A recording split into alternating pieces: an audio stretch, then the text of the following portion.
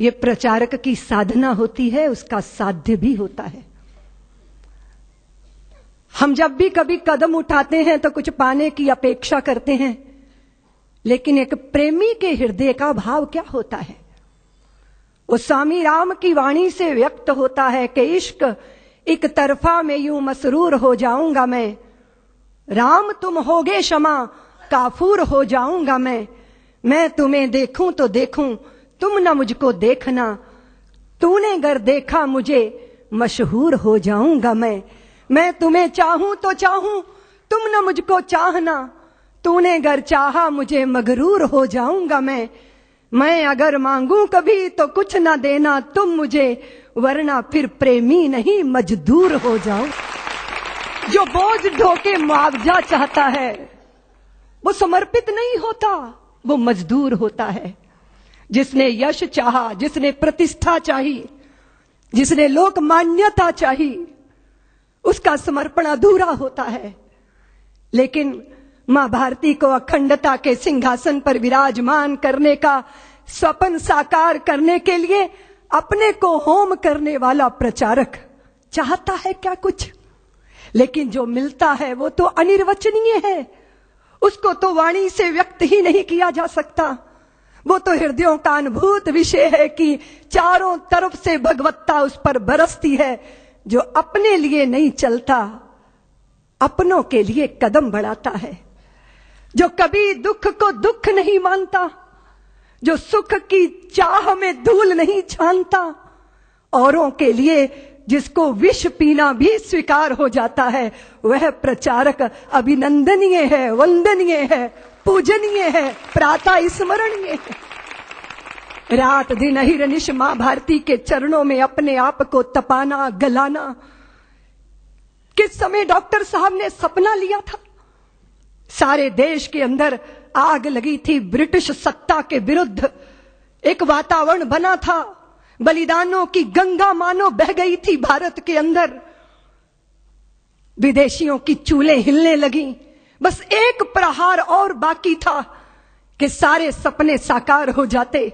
लेकिन उसी समय विधर्मी ने, उसी समय देश के शत्रु ने देश के अंदर सांप्रदायिकता का विष बोया, वैमनस्यता के भावों को पैदा किया, छुआछूत की प्रबल भावनाएं देश के अंदर जागी, और वह सारी शक्तियां जो संगठित होकर गुलामी की जंजीरों को तोड़ने के लिए आबद्ध दिखाई देती थी, वो बिखरना प्रारंभ हो गई। ऐसे ही समय में जब वैमनस्यता सिर चढ़कर बोल रही थी, जब कट्टरता नंगा नर्तन कर रही थी, उस समय डॉक्टर हेडगेवार 4 स्वयं सेवकों को लेकर राष्ट्रीय स्वयं सेवक संघ की संस्थापना करते।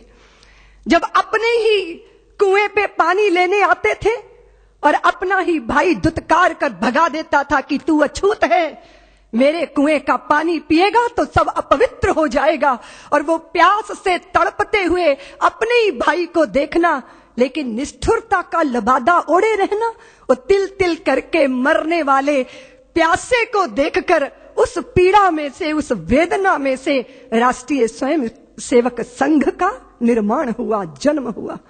लोग कहते हैं प्रेरणा, प्रेरणा नहीं अपितु वेदना में से संघ का जन्म हुआ।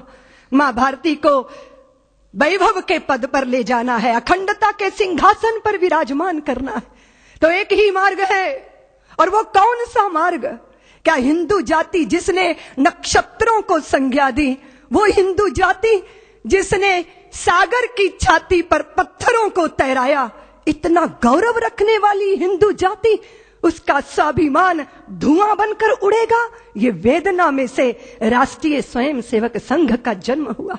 प्रचारकों ने अनवरत अपने जीवन को आहूत किया।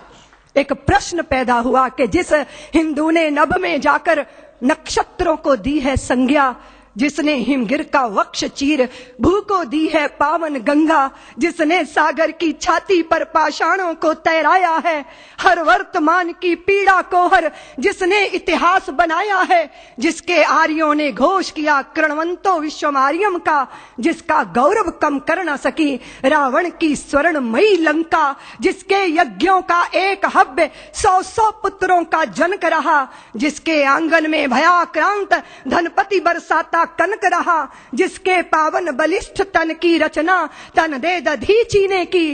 राघव ने बन बन भटक भटक जिस तन में प्राण प्रतिष्ठा की, जौहर कुंडों में कूद कूद सतियों ने जिसे दिया सत्व, गुरुओं गुरुपुत्रों ने जिसमें चिर बलिदानी भर दिया तत्व। और शाश्वत हिंदू जीवन क्या स्मरणीय मात्र रह जाएगा?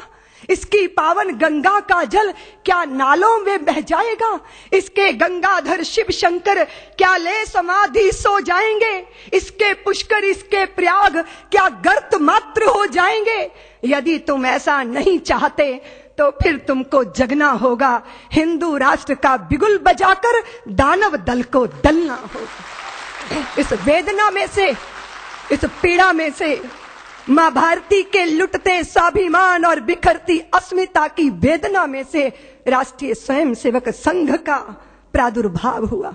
फिर एक एक दीपक जले, तिल तिल करके अपने आप को मां भारती के चरणों में आहूत करते रहे।